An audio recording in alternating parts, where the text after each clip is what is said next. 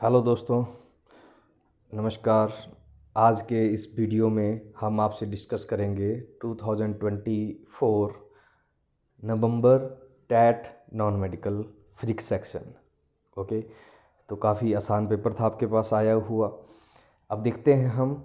First question जो था आपका 91 क्वेश्चन जो था फिजिक्स का, ठीक है, वो क्या था, क्योंकि इस बार जो फिजिक्स थी वो 91 से 120 क्वेश्चन के बीच में आई थी। तो फर्स्ट क्वेश्चन था which of the following is the smallest unit of length. अब देखो सारे लेंथ के यूनिट हैं। मिलीमीटर होता है आपके पास 10⁻³ मीटर, एंगस्ट्रॉन है 10⁻10 मीटर, फर्मी होता है 10⁻15 मीटर, और मीटर होता है वही 1 मीटर। तो सबसे स्मॉलेस्ट कौन सा आ रहा है? फर्मी। नेक्स्ट है the average energy consumed by a human being in a day. तो यहाँ पे जब भी आपके पास आ जाता है तो एक एवरेज एनर्जी जो चलती है एक ह्यूमन बीइंग की 2000 kilo calorie to 9000 kilo calorie, एक एवरेज एनर्जी चलती है, इसके ऊपर चलेगी या इससे 100 ऑन आगे इंक्रीज करती थी। तो इस हमारे पास एक ही ऑप्शन बेस्ट है, 2400 kilo calorie. Moment of couple. Moment of couple, couple के मोमेंट की जब बात करते हैं तो उसका नाम देते हैं हम टॉर्क। इट्स कॉल्ड टॉर्क, और torque is equal to R cross F. It is the cross product और ये वेक्टर क्वांटिटी है R F sine theta. N unit vector लिखते हैं हम अगर इसकी डायरेक्शन रिप्रेजेंट करनी है, और इसका मैग्नीट्यूड फॉर्म रहेगा, वो क्या रहेगा आपके पास, R F sine theta. Okay okay, इसके यूनिट्स की बात कर लेते हैं हम। यूनिट्स टॉर्क के क्या होंगे? फोर्स के न्यूटन मीटर। हम इसको न्यूटन मीटर रखते हैं, इसको इक्विवेलेंट टू जूल रहता है हमारे पास। डायमेंशन फार्मूला वही mL2T-2। डायमेंशन फार्मूला निकालने का एक अच्छा तरीका बता दो, न्यूटन फोर्स।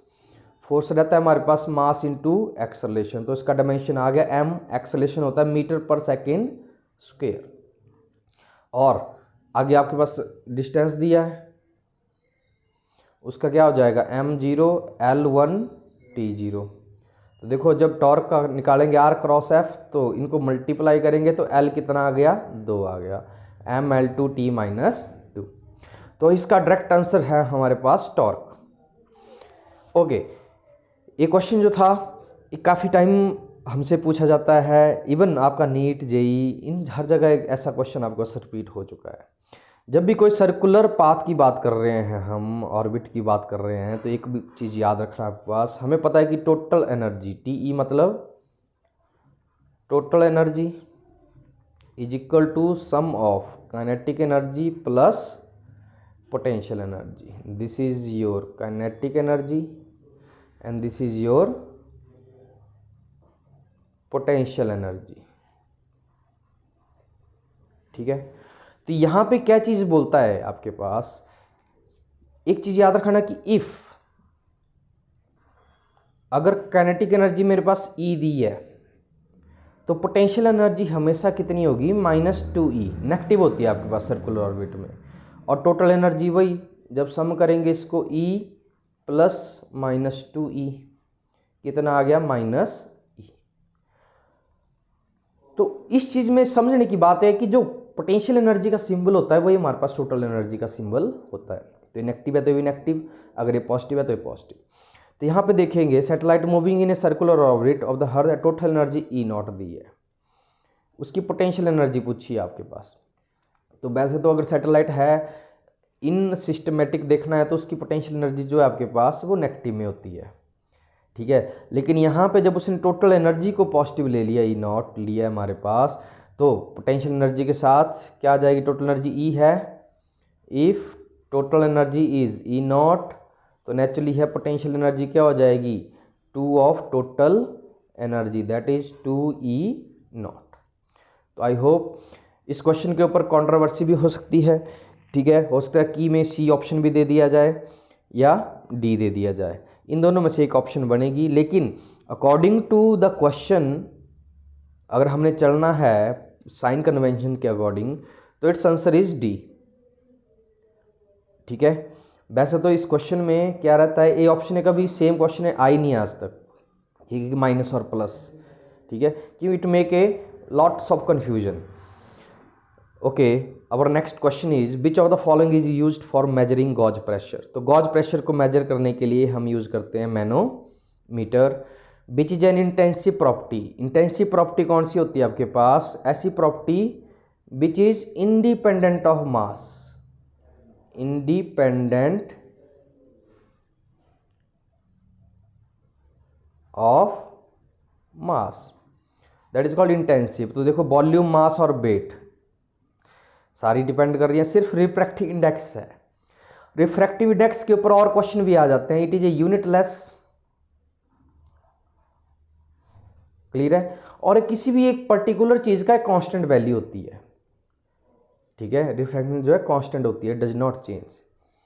ओके, नेक्स्ट दिया क्वेश्चन में 97 में आरएमएस वोल्टेज पूछी गई है आपसे। क्या दिया है? The peak voltage of N AC supply is 440 volt. तो देखो पीक वोल्टेज को हम बी नॉट से लेते हैं, it is equal to 440 volt. RMS we know V RMS is equal to V naught upon √2। भर दो यहाँ पे 440 अपॉन √2। नहीं लगे पता, रैशनलाइज कर दो, नीचे 2 आ गया। 440 अपॉन 2 इंटू √2 की वैल्यू होती है 1.4, आगे 1.4 ले लो चाहे, ये आ गया 220। अब देखो 220 इंटू 1.4 जब आप करेंगे तो आपके पास एक ही ऑप्शन बचती है फिर, दैट इज 311 वोल्ट, ठीक है। और यही सेम क्वेश्चन ये भी दिया होता है अगर आपके पास कि अगर आरएमएस वैल्यू दी है 220 वोल्ट तो पीक वैल्यू मेरे पास 311 वोल्ट आती है। Next is the core of a transformer is laminated to reduce, ठीक है। तो इसका आंसर आएगा आपके पास एडी करंट। और ये क्वेश्चन जो है बहुत साल पहले नीट में भी आ चुका है, नीट जो आफ्टर +2 हम तैयारी करते हैं उसमें भी क्वेश्चन आ चुका है। नेक्स्ट बड़े डायरेक्ट क्वेश्चन है, कई बार एक क्वेश्चन कॉमनली मूव कर चुका है। At but temperature of Celsius and Fahrenheit reading are same, तो दैट इज -40 डिग्री। चलिए, अगर नहीं लगता आपको पता तो मैं आपको इसको सॉल्व करने का एक तरीका बता देता हूँ। कभी भी जब इसको सॉल्व करेंगे आप, टेम्परेचर का दिया बात उसने, तो सेल्सियस की बात करते हैं, सेल्सियस की रेंज कितनी होती है? 100 - 0। तो अब मान लो वो टेम्परेचर T ले लिया minus lower fixed point 0 upon Fahrenheit में बोला है, तो फ़ारेनहाइट का लोअर पॉइंट होता है 32 और upper limit 212 minus lower limit 32। T upon 100 is equal to, यहाँ पे F भी क्या लेना है हमें? T। तो T - 32 अपॉन 180। देखो 0 से 0 ए 5 9 9T is equal to 5T minus 15। Clear है? अब देखिए इधर आ जाएगा 4T, एक मिनट, 5 × 10 16 160। तो यहाँ आ गया 9T - 5T, 4T is equal to -160 और T कितना आ गया? -160 अपॉन 4, दैट इज -40। तो यह वो टेम्परेचर जहाँ पे फ़ारेनहाइट और सेल्सियस के दोनों क्या रहती है? Same. Okay, 100 relation between pressure, volume and energy of A gas. एक काइनेटिक थ्योरी ऑफ गैसेस से क्वेश्चन है आपके पास। तो यहाँ पे देखेंगे ये दो ऑप्शन तो पहले गलत हो गई क्योंकि ये डायमेंशनली सेटिस्फाई कर रही है, सिर्फ यही आपके पास दो ऑप्शन बची थी। तो इसमें ये फॉर्मूला है हमारे पास, pressure volume is equal to 3/2E, that is the correct answer. Next है if n is the unit vector. तो देखो n कोई वेक्टर है, यूनिट है, जैसे मान लो a वेक्टर है तो a वेक्टर होता है आपके पास a वेक्टर का magnitude into a unit vector. तो a यूनिट वेक्टर क्या आ जाएगा? वेक्टर अपॉन वेक्टर का मैग्नीट्यूड, और इसको मैग्नीट्यूड लिखते हैं आप। तो हमारे पास डायरेक्ट आंसर आ गया 101। Conservation of momentum in A collision between particle. देखो कंजर्वेशन ऑफ मोमेंटम, जब दो पार्टिकल्स आपस में टकरा रहे हैं, ठीक है, चाहे वो एक ही डायरेक्शन में जा रहे हैं चाहे सेम डायरेक्शन अपोजिट डायरेक्शन में जा रहे हैं, जब वो टकरा रहे हैं तो देखो एक तो मोमेंटम कंजर्वेशन हो रहा है, ठीक है, और दूसरा है एक दूसरे के ऊपर इक्वल एंड अपोजिट रिएक्शन भी कर रहे हैं। तो इसलिए कौन सा लॉ चलता है हमारे पास? Newton second and third law. Next question is a man push a ball fails to displace it. अब देखो वर्क हमारे पास आता है F S cos theta, this is your work. F मतलब फोर्स, एस डिस्प्लेसमेंट और थीटा उनके बीच एंगल है। अब इस क्वेश्चन में देखेंगे डिस्प्लेस को फेल हो गया तो मतलब डिस्प्लेसमेंट कितनी दी है, 0, तो नेचुरली वर्क भी क्या हो जाएगा अपने आप ही 0, तो नो वर्क एट ऑल। ठीक है। If force and displacement of the particle in the direction of force are double, तो क्या होगा वर्क के साथ, तो वही देखो अभी किया था हमने एफ एस कॉस थीटा। अब उसने बोला कि दोनों की डायरेक्शन सेम है, इट मीन्स थीटा 0 है, तो W तो कितना हो गया एफ एस, क्योंकि कॉस 0 1 होता है आपके पास। अब उसने बोला दो केस दे दिए, मान लो पहले में फोर्स F1 F है और S1 S है। अब फोर्स कितनी कर दी उसने 2F, डिस्टेंस भी कितनी कर दी 2S। मान लो पहले में वर्क 1 W है, अब W2 आपको निकालना है, तो वही W2 is equal to F2 S2, W1 is equal to F1 S1, W2 upon W is equal to F2 कितना था मेरे पास 2F इंटू 2S FS। तो क्या आ जाएगा बच्चे, W2 is equal to 4 times the work, तो क्या आ जाएगा मेरे पास आंसर 4 टाइम्स आया। नेक्स्ट है a particle moving in a circle of radius 5 centimetre with a constant speed. तो आपको पता है क्वेश्चन में रेडियस दिया है कितना 5 सेंटीमीटर, कांस्टेंट स्पीड और टाइम पीरियड टी बताया आपके पास 0.2 पाई सेकेंड, एक्सेलेरेशन बोला है, तो वी नो एक्सेलेरेशन का फॉर्मूला आता है आपके पास ओमेगा स्क्वायर आर। ठीक है, ओके, ओमेगा क्या होता है हमारे पास 2 पाई अपॉन टी, क्लियर है, ओमेगा आ गया आपके पास 2 पाई टी। ओके, अब देखिए ए कितना बन गया, ओमेगा की जगह 2 pi upon T square into are,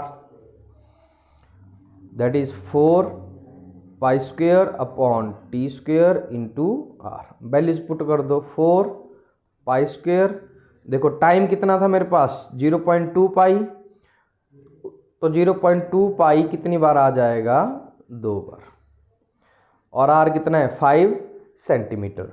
अब सबसे इंपॉर्टेंट क्या है 5 सेंटीमीटर दिया है, आंसर मेरा मीटर में है, तो कितना हो जाएगा 5 इंटू 10 की पावर -2 मीटर या 5 अपॉन 100 मीटर। देखो यहाँ पे पाई स्क्वायर से पाई स्क्वायर कैंसिल, इधर आ जाएगा 5 इंटू 10 की पावर -2, कट गया, 2 से दिया ये 2 और 2 से कट गया, तो इधर 0.1 ये ऊपर चला जाएगा नहीं कि 10, तो कितना हो गया 10 की पावर 2, 5 इंटू 10 की पावर -2, ये कैंसल, दैट इज 5 मीटर पर सेकेंड स्क्वायर। तो देखो क्वेश्चन आसान था, लेकिन जो कैलकुलेशन थी यहाँ पे हम ज़्यादा गलती करते हैं। ओके, नेक्स्ट आता है हमारे पास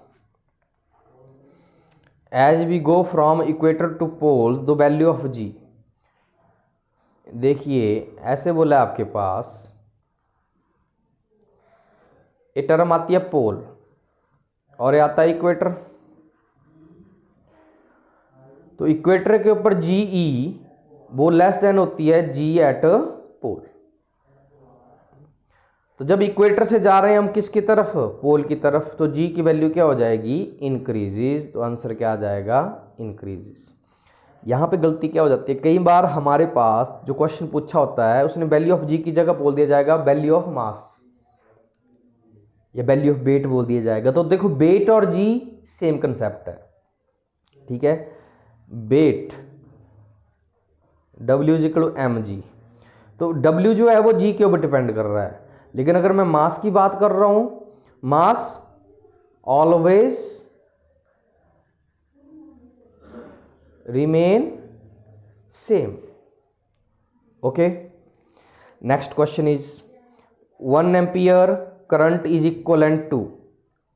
अब देखो उसने करंट को कन्वर्ट किया किस में, देखते हैं, इलेक्ट्रॉन पर सेकंड में कन्वर्ट किया, तो I is equal to Q upon T, और Q क्या होता है मेरे पास, NE अपॉन T। ठीक है, तो मुझे I कितना दिया है उसने 1 एम्पियर, E कितना होता है 1.6 इंटू 10 की पावर माइनस 19 कूलम। ठीक है, और उसके बाद टाइम t में हमने ले लिया 1 सेकेंड, तो n कितना हो जाएगा IT upon E, 1 into 1 upon 1.6 10 की पावर माइनस 19। देखो डेसिमल ऊपर को चला गया, 10/16 10 की पावर माइनस 19, 8 से किया डिवाइड, 0.625 इंटू 10 की पावर माइनस 19, या इसको लिखता हूँ मैं 6.25 इंटू 10 की पावर, सॉरी यहाँ पे आएगा प्लस, माइनस था, यहाँ गलती हो गई,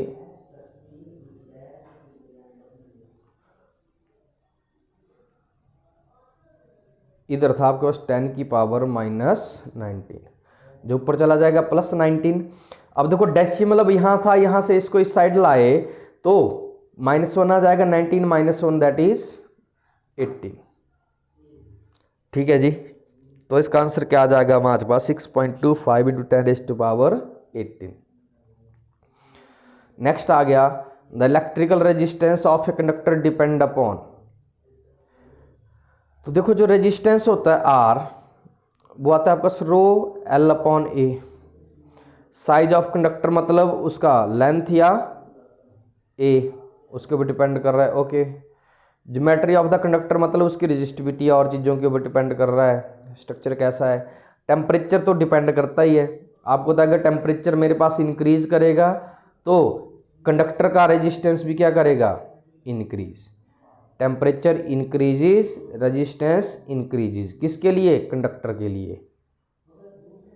तो कंडक्टर जो है वो बैड बिहेवियर शो करता जाता है जब जब वो हाई टेम्परेचर के ऊपर जाता है। Next question is mirage. Mirage एक फिनोमिना है जो किसके कारण होता है, total internal reflection. The rest of mass of photon.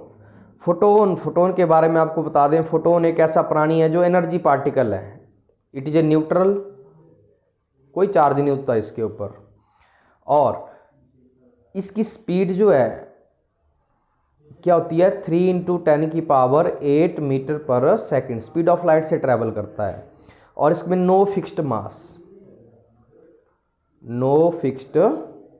मास। ठीक है, तो यहाँ पे एक आइंस्टाइन के थ्रू जब रिलेशन था m is equal to m0 upon 1 minus b² upon c²। देखो m0 क्या है मेरे पास, रेस्ट मास, तो यहाँ से m0 कितना हो गया, m into √1 minus b² upon c²। अब यहाँ पे वेलोसिटी स्पीड ऑफ लाइट के बराबर है, यहाँ c² अपॉन c² करेंगे, 1 माइनस 1 इज 0, तो रेस्ट मास कितना आ गया इसका, 0। Okay, the wavelength of matter wave. Wavelength of matter wave की जब बात करते हैं तो एक रिलेशन है lambda is equal to h upon m/b, mass, velocity और मोमेंटम। तो इन तीनों के ऊपर डिपेंड करता है, इसके ऊपर डिपेंड नहीं कर रहा है आपके पास। ओके, ये अच्छा क्वेश्चन था, क्लियर है। अब देखिए जब ये क्वेश्चन आया आपके पास, इसमें क्या हुआ हमारे पास, इसको समझने के लिए मान लो यहाँ से हमारे पास क्या गया, करंट गया A से, तो चलो ऐसे ले लिया हमने A। उसके बाद करंट 3 पोर्शन में डिवाइड हो रहा है,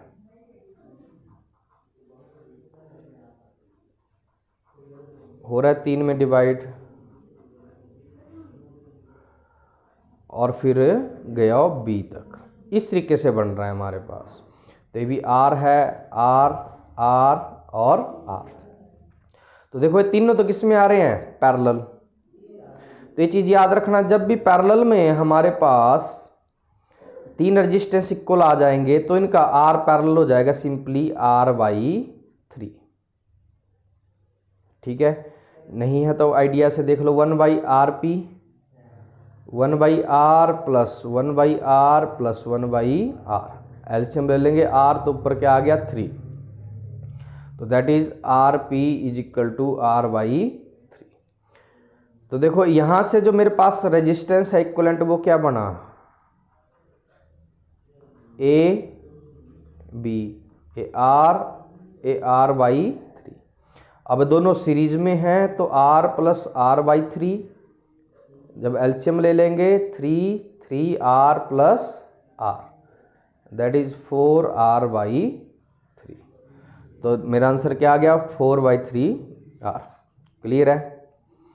the power of plane mirror, देखो पावर का फॉर्मूला आता है 1/फोकल लेंथ।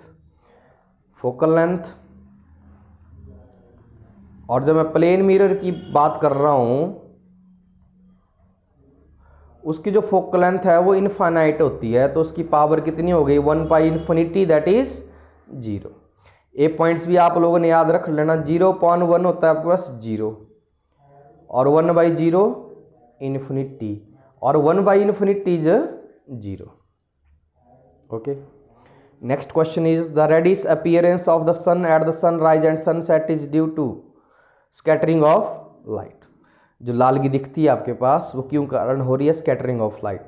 हर बार ऐसे 3-4 क्वेश्चन आपके पास ऑप्टिक्स से आती हैं। ठीक है, जैसे मिराज आ गया, ये लालगी क्यों दिखाई दे रही है, तो ऑल दीज आर, एक TIR था और स्कैटरिंग ऑफ लाइट था। एक आपके पास एक आ जाता है कोई डिस्कवरी का क्वेश्चन आ जाता है, जैसे कि एक्सरे किसने आपके पास डिस्कवर किया था, तो रोनचंद। Next is which of the following is not a force. देखो थ्रस्ट एक फोर्स है, वेट mg ये भी फोर्स है, न्यूटन इसके यूनिट होते हैं। टेंशन भी एक फोर्स है। ठीक है, इंपल्स होता है चेंज इन मोमेंटम,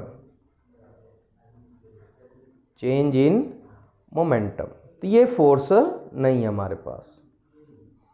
नेक्स्ट है the height of Jio stationery satellite. तो हाइट, जो जियो स्टेशनरी सैटेलाइट होते हैं वो अप्रॉक्सीमेटली 36,000 किलोमीटर से ऊपर की हाइट पे चलते हैं। ठीक है, और इनका जो टाइम पीरियड होता है वो 24 आवर होता है आपके पास। क्लियर है। विच of the following force is not a fundamental force. Fundamental आगे जो नेचुरली पाई जा रही है तो ग्रेविटेशनल फोर्स, ठीक है, इलेक्ट्रोमैग्नेटिक फोर्स और स्ट्रॉन्ग न्यूक्लियर फोर्स, ये ऑलरेडी फंडामेंटल फोर्सेज हैं। टेंशन कोई फंडामेंटल फोर्स नहीं है, तो इसका आंसर आ गया tension. The speed of sound in water. तो देखो स्पीड ऑफ साउंड सबसे कम होती है एयर, उससे ज़्यादा लिक्विड, और सबसे ज़्यादा किस में होती है, सॉलिड। तो यहाँ पे आप 330 to 350 ले लेते हैं मीटर पर सेकंड, यहाँ पे 1400-1500 के आसपास, तो ये लिया इन्होंने 14-15 मीटर पर सेकंड, और यहाँ पे 6000 मीटर पर सेकंड के आसपास चलता है। नेक्स्ट है light year is the unit of, confusing है, लाइट ईयर से समझते हैं कि टाइम होगा, लेकिन light year is the unit of distance, that is distance travel by light in 1 year is called light year. तो दोस्तों ये था हमारा पेपर, ठीक है, टैट नॉन मेडिकल का 2024 नवंबर में जो हुआ। ठीक है, और भी चीज़ों के लिए हम लेकर आएंगे। आपको वीडियो कैसा लगा, ठीक है, हमें ज़रूर बताएं। Thank you so much.